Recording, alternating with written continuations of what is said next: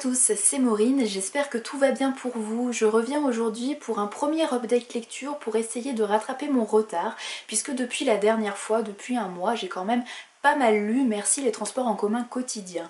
Donc je vais essayer de faire ça en deux parties. Dans cette première partie, je vais vous parler de Cœur à corps, le premier tome du Nibelung qui s'appelle Le Carnaval au Corbeau, le premier album collector des Petites Poules, le premier tome du Songe d'une nuit d'automne, qui s'appelle La 9e nuit, et Le Gang des rêves.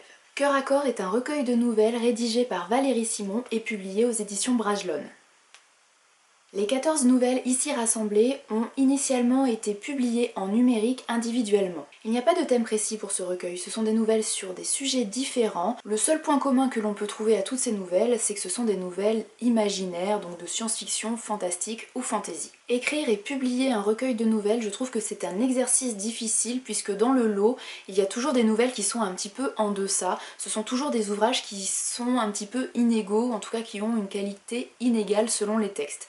Là, franchement, je crois que c'est un des meilleurs recueils de nouvelles que j'ai pu lire depuis que j'ai commencé à lire. Il n'y a vraiment aucune nouvelle que j'ai détestée, qui est tombée à plat ou que j'ai trouvée vraiment moins bonne que d'autres. Non, je trouve que c'est assez homogène, c'est assez égal, il y a vraiment une belle qualité dans toutes les nouvelles. Alors bien sûr, il y en a certaines qui ont eu des sujets qui m'ont plus parlé et donc qui m'ont plus marqué, mais c'est vraiment une affaire de goût très personnel. Ce qui est sympa aussi avec la nouvelle, c'est que ça permet vraiment à l'auteur de s'éclater sur le style, sur la plume. Ça permet à l'auteur de tester de nouvelles choses, de s'amuser, chose qu'un auteur ne peut pas forcément faire sur le long terme dans un roman de 300-400 pages. Là, on sent vraiment que Valérie Simon a essayé plusieurs choses. Je trouve qu'il y a une très grande originalité dans tous les thèmes, quasiment. Bon, il y a quelques petites choses qui ont déjà été vues, déjà été lues ailleurs, mais dans l'ensemble, je trouve que vraiment elle a une imagination débordante. On a de la SF avec des mondes apocalyptiques, on a une réflexion sur les clones, on a une nouvelle qui fait carrément froid dans le dos puisqu'elle met en scène un chat très particulier, mais j'aimerais pas du tout me retrouver dans la même pièce que lui. On part en Afrique dans une réserve naturelle dans laquelle on va découvrir des créatures un petit peu particulières. On part dans le passé à l'époque napoléonienne où un soldat va faire la rencontre d'une créature très particulière au bord d'un lac. Voilà quelques-uns des thèmes en vrac explorés par Valérie Simon dans ce recueil de nouvelles. C'est un plaisir de lecture, c'est bien écrit, ça fait voyager. Vraiment, je me répète, mais il n'y a aucune nouvelle qui est tombée à plat, c'est vraiment un excellent recueil de nouvelles. J'ai ensuite lu le premier tome du Nibelung, premier tome qui s'appelle Le Carnaval au Corbeau, c'est de Anselme Hochkorn et c'est publié aux éditions du Chat Noir. J'ai fait cette lecture avec Caroline du blog Caro Livre et de la chaîne aussi YouTube Caro Livre, même si elle ne publie plus beaucoup de vidéos ces derniers temps, d'ailleurs ça me manque. Petit message en aparté, s'il te plaît Caro, republie des vidéos, j'adore tes vidéos et j'aimerais bien te retrouver. Je vais pas m'attarder ici sur ce livre puisque j'ai fait une vidéo entièrement consacrée au Carnaval au Corbeau. J'avais même fait une petite mise en scène très spéciale pour l'occasion, pour Halloween. Je vous invite donc, si vous voulez en savoir plus, à aller voir ma vidéo spéciale Hallobooks. Pour changer de style et aller du côté de quelque chose de beaucoup plus léger, je me suis plongée dans le premier album collector des Petites Poules de Christian Jolibois et Christian Heinrich et c'est publié chez PKJ. Ce premier album collector rassemble les 4 premiers épisodes de la série Les Petites Poules qui sont des albums pour la jeunesse. Comme le titre l'indique, on va suivre les aventures des petites poules. La toute première aventure, qui s'appelle La petite poule qui voulait voir la mer, met en scène une petite poule qui s'appelle Carmela et qui elle n'a pas du tout envie de pondre comme toutes les autres poules du poulailler.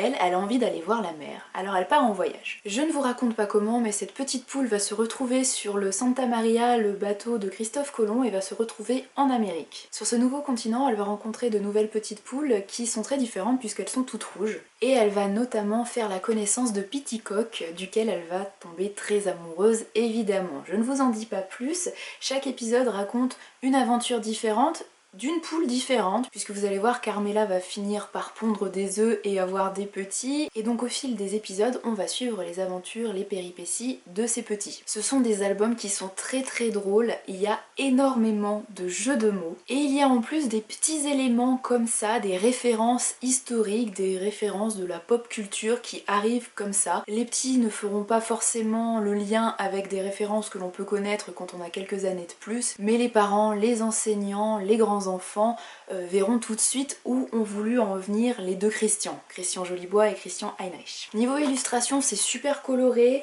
il n'y a pas énormément de texte, juste ce qu'il faut pour les enfants. Je feuillette un petit peu le livre avec vous pour vous montrer quelques planches.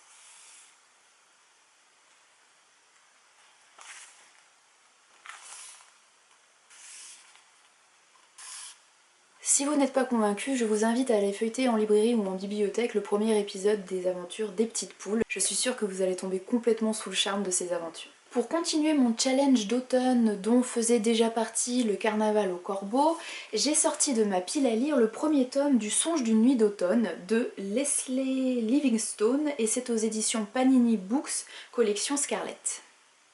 Très sincèrement, je n'attendais pas grand chose de cette lecture que j'imaginais assez divertissante mais pas très profonde, pas très complexe, pas très développée. Au final, même si ça reste un livre très léger et qui ne restera pas forcément dans ma mémoire très longtemps, ça a été une très bonne surprise, notamment du côté du contexte mis en place par l'auteur. En fait, comme le signale un petit peu le titre, même un petit peu beaucoup, on va parler de la pièce de Shakespeare qui s'appelle Le Songe d'une nuit d'été, et non d'automne, et qui mettent en scène des fées, notamment la reine et le roi des fées qui sont Titania et Oberon. On rencontre également dans cette pièce le rusé et facétieux Puck qui est une sorte de lutin très connu dans la mythologie féerique, dans le folklore anglais, irlandais, le folklore anglo-saxon. Alors là vous vous dites, en fait on relit la pièce de Shakespeare. Non, en fait, on va suivre une héroïne qui s'appelle Kayleigh, qui a 17 ans et qui a débarqué à New York pour vivre sa passion, elle veut devenir actrice. Malheureusement pour elle, pour le moment, elle est plutôt en coulisses, elle joue les couturières et les doublures pour le spectacle Le Songe d'une nuit d'été de Shakespeare, qui est mise en scène par la troupe à laquelle elle appartient. Par chance pour elle, l'actrice qui doit jouer le rôle principal de Titania a un accident, et donc on doit la remplacer. C'est Kayleigh qui va prendre sa place sur scène. Alors qu'elle répète la pièce à Central Park un soir, elle va faire la rencontre d'un jeune homme assez particulier qui s'appelle Sonny, qui est un petit peu étrange, mais elle n'en sait pas plus. Nous, lecteurs, on a évidemment plus d'informations puisque l'auteur nous apprend que Sonny est un changeling, un enfant qui a été échangé à la naissance au berceau par les fées. Il a été enlevé par les fées, il a grandi dans le monde des fées et il a un travail bien particulier. Il est gardien du portail qui relie notre monde à celui des fées et le portail se situe où? À Central Park. On apprend que plusieurs nuits avant la nuit d'Halloween, le portail est fragilisé et donc les fées essayent de passer dans le monde des hommes. Le rôle du gardien, c'est d'empêcher les fées de passer dans notre monde. Si la romance entre Kayleigh et Sonny, parce que oui, évidemment, dans des livres comme ça, adolescents, des livres du genre, il y a tout le temps une romance entre les deux héros, c'est obligé. Bref, moi c'est vraiment pas le genre de choses qui me parle, qui m'intéresse, donc la romance m'est complètement passée au-dessus, j'y ai pas du tout cru, mais franchement c'est pas ce qui m'a plu et ce que je retiens de cette lecture. Non, ce qui m'a vraiment intéressée c'est le folklore féerique, la mythologie celtique qui est repris, qui est un petit peu transformé et mis en place par Leslie Livingstone, et tout ça en incluant également tout ce qui tourne autour de la pièce de Shakespeare. Alors c'est pas hyper original, il y a plein de choses que je connaissais déjà d'autres lectures ou de tout cet imaginaire que j'ai acquis je ne sais plus où, mais j'ai bien aimé l'insertion du merveilleux, du surnaturel dans notre monde, je trouve que ça fonctionne bien. Il y a juste un élément que j'ai trouvé plus ridicule qu'autre chose et qui n'apporte absolument rien à l'intrigue, donc je ne sais pas du tout pourquoi l'auteur a choisi de faire ça, peut-être pour faire preuve d'un petit peu d'humour, mais pour moi ça n'a pas fonctionné du tout. Je parle, pour ceux qui ont lu ce premier tome, de l'animal entre guillemets que va recueillir Leslie et qui va se retrouver dans sa baignoire. Alors c'est complètement loufoque, ça n'a absolument aucun intérêt pour l'histoire je trouve, en tout cas c'est très mal amené. Niveau style, ou en tout cas la traduction française, c'est agréable, c'est fluide, alors c'est pas de la grande littérature, on est d'accord, mais je trouve que l'auteur se débrouille pas mal pour décrire ses scènes. C'est assez imagé, c'est distrayant, c'est fluide et franchement j'en attendais pas plus, c'est même une heureuse surprise. J'ai ensuite complètement changé de style puisque je me suis plongée enfin dans le Gang des rêves de Luca Di Fulvio aux éditions Slatkin et compagnie. Comme vous pouvez le constater, c'est un énorme pavé qui fait plus de 700 pages. Pour faire bref au sujet de cette lecture, c'est un énorme coup de cœur. J'ai adoré et ça faisait vraiment très longtemps que je n'avais pas autant aimé un livre. Je suis d'autant plus surprise qu'il s'agit d'un livre de littérature contemporaine, un genre qui n'est pas du tout mon genre de prédilection habituellement. Je suis assez déçue, je m'ennuie généralement quand je lis de la littérature contemporaine, mais là j'ai accroché, j'ai adoré. Le tout premier chapitre prend place en Italie en 1906-1907 dans un petit village. On y découvre une très jeune fille qui s'appelle Seta. Alors je ne sais pas comment on le dit en italien, Ceta, Seta, je ne sais pas, j'ai jamais fait d'italien de ma vie. Donc vous m'excuserez, ça s'écrit C-E-2-T-A. Bref, cette toute jeune fille est très jolie et commence à attirer la convoitise des hommes de son entourage. Pour éviter qu'il lui arrive malheur, sa mère met en place un stratagème et elle force sa fille à boiter. Pendant plusieurs semaines, plusieurs mois, plusieurs années même, le stratagème fonctionne, les regards des hommes ne sont plus du tout portés sur la jeune fille, mais malheureusement pour elle, son destin la rattrape et elle finit par se faire violer dans un champ. De cette agression va naître un enfant que la jeune fille de 15 ans baptise Nathalie. Pour fuir la misère sociale et parce qu'elle pense qu'elle aura une vie meilleure, la jeune fille et son nourrisson s'enfuient vers les États-Unis. Et déjà pendant la traversée, Seta se rend compte que si elle veut s'en sortir, elle va devoir vendre son corps. Arrivée aux États-Unis, arrivée à New York, au moment de sortir du bateau et de passer la douane, le petit garçon est rebaptisé Christmas. Là encore, Seta va assez vite déchanter, elle se rend compte une nouvelle fois que pour réussir à survivre et surtout pour réussir à offrir une vie décente, une vie de vrai américain à son petit garçon, elle va devoir user de ses charmes et elle va devoir vendre son corps. Très vite on fait un saut dans le temps puisqu'on se retrouve dans les années 1920, toujours à New York, mais cette fois la focalisation se fait sur le petit Christmas qui a grandi et qui est devenu adolescent. Il vit toujours avec sa mère, il a appris qu'elle était prostituée, même si au fil des années elle a réussi à trouver un emploi un petit peu plus respectable, et il a réussi à trouver une figure paternelle en la présence de Sal qui est un petit peu le bienfaiteur de sa mère. Dans le New York des années 20, la vie est très difficile. C'est le moment de la prohibition, vous avez les gangsters, vous avez les flics irlandais corrompus, les Italiens, les Juifs, ces histoires de quartiers, de gangs qui s'affrontent. Et donc c'est très difficile pour l'adolescent de trouver sa place. Lui, il rêve de faire partie d'un gang, sauf qu'il est rejeté. Mais comme Christmas est un adolescent qui a de la suite dans les idées, il va créer son propre gang qu'il baptise les Diamond Dogs. Très vite, juste parce que c'est un beau parleur, juste parce qu'il arrive à offrir aux autres ce qu'ils ont envie d'entendre,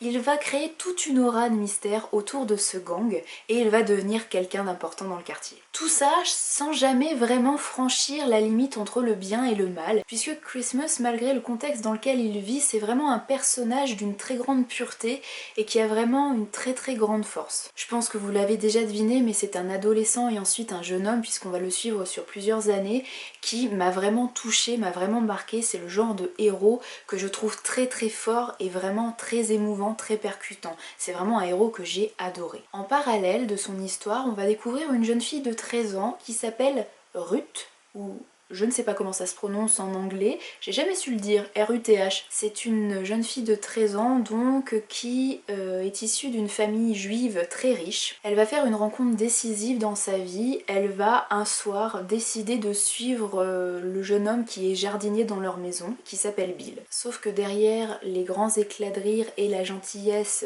de ce jeune Bill se cache en fait un tueur en série en devenir. L'auteur va donc nous mettre face à une scène assez difficile et très poignante. Ruth se fait donc violer par Bill, il la tabasse et il la mutile puisqu'il lui coupe un doigt pour récupérer une bague de valeur. La jeune fille est détruite physiquement mais également moralement, intérieurement, et elle peine énormément à sortir la tête de l'eau. Alors vous me dites, quel rapport entre les deux héros, entre Christmas et Ruth ?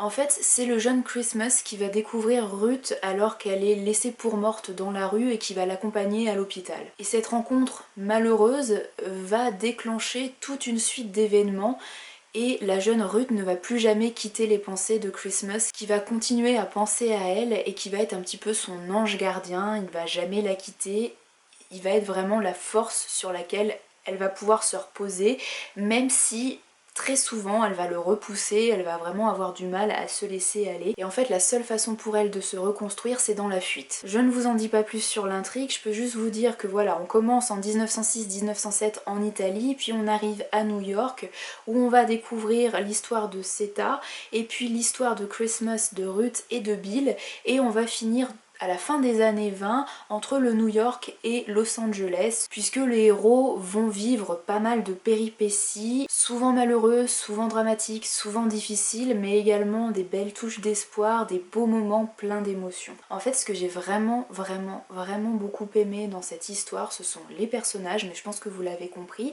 l'écriture de Luca Di Fulvio qui est vraiment hyper percutante, incisive. Les phrases sont pas forcément très longues, il n'y a pas énormément de descriptions, mais c'est juste ce qu'il faut pour qu'on s'imagine bien les scènes, pour qu'on comprenne parfaitement les personnages.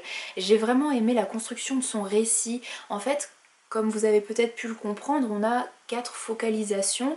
Le lecteur est omniscient, il suit tous les personnages à travers les chapitres. Évidemment, les 2 focalisations, les 2 points de vue les plus importants, ce sont Christmas et Ruth, mais au début, on a forcément le point de vue de Seta, c'est de là un petit peu que tout part, et puis au cours de l'aventure on a également le point de vue de Bill. Je vous dis le point de vue mais en sachant que tout est écrit à la 3e personne du singulier, il n'y a jamais de jeu. Alors on est dans le New York des années 10, des années 20, c'est le moment de la prohibition, des gangsters, des flappers qui sont les jeunes femmes qui se coiffaient à la garçonne ou avec les cheveux au carré, qui fumaient, qui buvaient, qui portaient des jupes plus courtes, qui tentaient de s'émanciper. Pour moi ça me fait penser au Charleston. On suit quand même cette aventure dans les rues new-yorkaises malfamées, il y a de la misère, vous avez du racisme, du sexisme, il y a des scènes très dures de viol, de violence, de meurtre, il y a du sang, de la boue, de la sueur, du sexe. Bref, c'est un contexte qui est assez difficile, même très difficile, qui est dramatique, mais à côté de ça, vous avez 2 héros, Christmas et Ruth, qui sont animés d'une telle force et d'une telle pureté que voilà, ça transcende tout.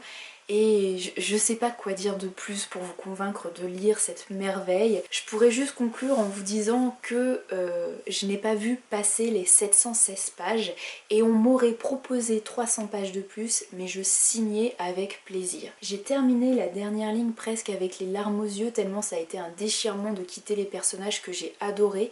Et là j'ai qu'une envie, c'est que cette histoire soit adaptée au cinéma pour que je puisse me replonger à nouveau là-dedans, dans cette intrigue, que je puisse à nouveau rencontrer Christmas, Ruth et vivre leurs aventures, mettre des visages sur ces figures que j'ai adoré suivre. Bref, j'espère vraiment que ça va être adapté au cinéma et en attendant, je ne peux que vous conseiller de vous plonger dans ce magnifique roman. J'espère que cette vidéo vous aura plu et que je vous aurai donné envie de vous plonger dans certains livres, surtout Le Gang des Rêves, s'il vous plaît, penchez-vous sur ce livre qui vraiment mérite le détour. La prochaine fois, je vous présenterai d'autres lectures que j'ai pu faire, vous allez voir, elles sont assez différentes, certaines m'ont vraiment enthousiasmée, d'autres beaucoup moins, vous verrez ça la prochaine fois. Pour ne plus louper aucune vidéo, n'oubliez pas de vous abonner. Et d'ici là, n'hésitez pas à liker, partager et commenter. Merci et à très vite.